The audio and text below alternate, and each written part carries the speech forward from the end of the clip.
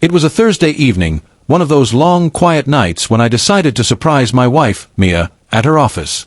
She had mentioned she'd be working late again, finalizing some reports before the company's quarterly meeting.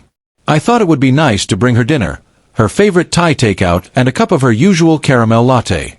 We hadn't spent much time together lately, and I missed her laugh, the one that used to light up our home.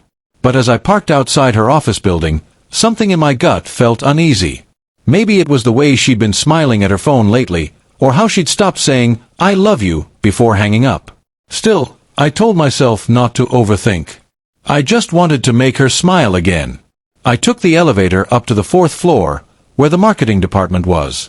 The office was dimly lit, most of the staff gone for the night.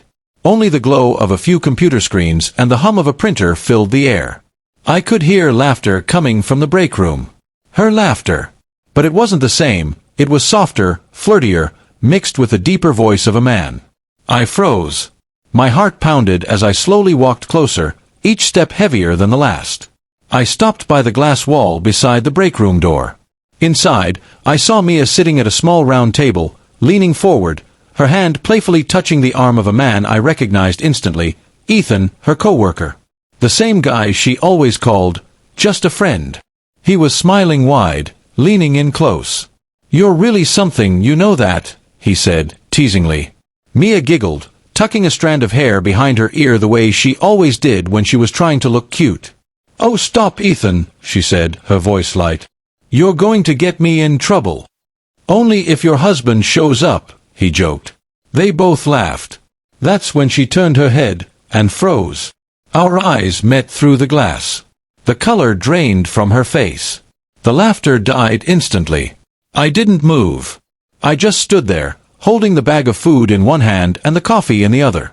Her coworker followed her gaze and turned around, his smile vanishing when he saw me. For a few seconds, nobody spoke. The silence was louder than any shout could have been. I finally opened the door, walked in slowly, and set the food down on the table between them. "You forgot dinner," I said quietly, looking directly at Mia. "I thought you might be hungry." She stammered, "Daniel, this isn't what it looks like." Ethan stood up, trying to act calm. "Hey man, we were just what?" I interrupted, my tone sharp but steady. "Working on her presentation? Because it looks more like you're working on each other."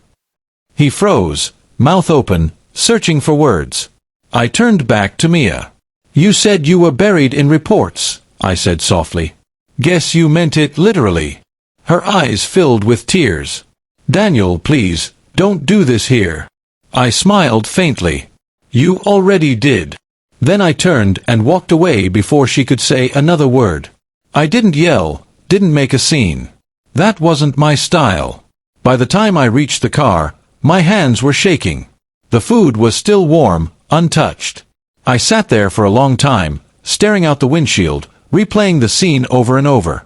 Every laugh, every glance, every lie disguised as a late-night meeting. That night, I didn't go home. I drove to my brother's place instead. When Mia called, I ignored it. The next morning, she sent a long text. It was just harmless flirting. "I swear nothing happened. Please, can we talk?" I didn't reply. I needed time to think. Over the next few days, she kept trying, calls, messages, even showing up at my office. Eventually, I agreed to meet her at a cafe. She looked exhausted, eyes red from crying. "It didn't mean anything," she whispered. "I was just caught up in the attention. I didn't think you'd come." "That's the problem," I said quietly. "You didn't think I'd come. You didn't think I'd see. You didn't think about me at all." She reached for my hand, but I pulled back. "You broke something you can't fix with apologies," I said. "You wanted attention, and now you have it. Just not the kind you wanted."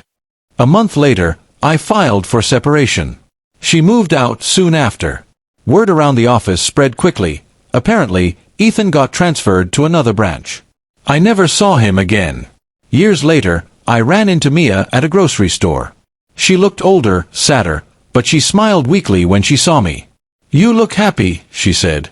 "I am," I replied simply. She nodded slowly, eyes glistening. I didn't realize what I had until it was gone.